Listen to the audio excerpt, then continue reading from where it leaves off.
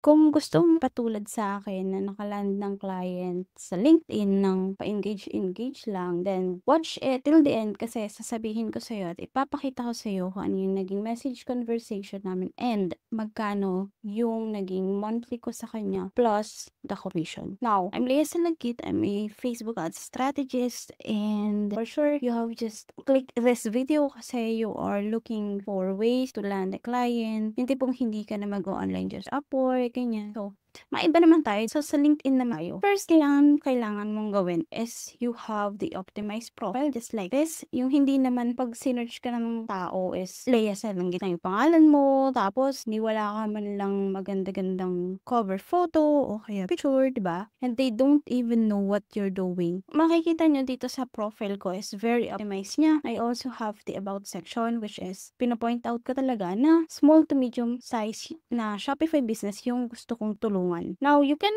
check it later after nyo mapanood yung video na to kasi full pack yung ipapakita ko sa inyo why I've landed this client. Anyway, makikita nyo yung mga activity ko here. So, I've been posting recently like parang every 2 days or parang 3 times a week lang or 2 times a week about Facebook ads kasi I'm building my authority sa LinkedIn. Kahit konti lang yung mag-ano dyan, mag-comment, basta ang mahalaga is I'm just posting yung knowledge ko about Facebook ads, what's my take, ganyan. Now, before that, by September, I was just scrolling, nag-engage lang ako, nag-reshare, ganyan. Someone reached me out, September, second week of September, and then he's asking if pwede akong part-time media buyer. Facebook and TikTok ads. Actually, I don't have experience sa TikTok very ads, in-depth, but sinabi ko siya dito. Okay? While I'm familiar with TikTok, I've noticed that results can vary depending on the niche. So, hindi ako nagyabang na parang, uy, I also have TikTok ads experience. So, you can actually do that na parang sabihin mo, hala, wala naman akong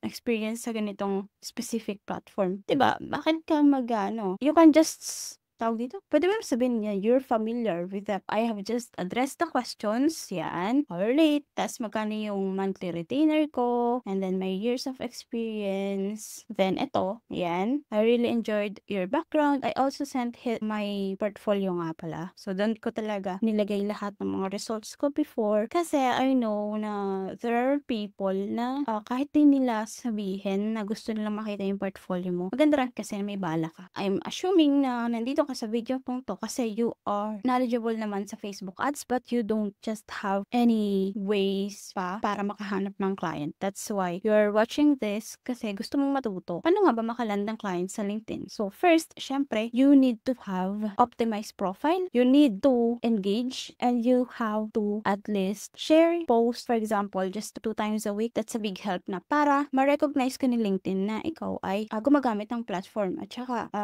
pag-research nila, wari may nag-research na CEO or kung anumang founder, Facebook ads. So, lilitaw ka sa search section, di ba? If you're just hiding, you don't have any optimized profile, ano kanila mahahanap? So, now, balik tayo dito. So, ayan, sinabi niya, not sure about the 2,500, but, teka lang, kunin ko lang yung, yan, hindi daw siya sure. Nag-chat GPT ako, syempre, kasi hindi ko kayang i-English lahat ng to at saka ipaliwanag ng maigi, pero, i-make sure nyo lang na, based on experience nyo naman, how to create this, tapos improve mo lang kay ChatGPT. So, ayan, ito naman talaga yung ginagawa ko, no? Yan. If the 2.5 retainer isn't your current budget, I'm open to exploring other options. So, I'm using the price anchoring tech. So, 2.5 isn't actually my type of retainer kasi actually sa tunay na buhay, okay lang sa akin yung 1,500.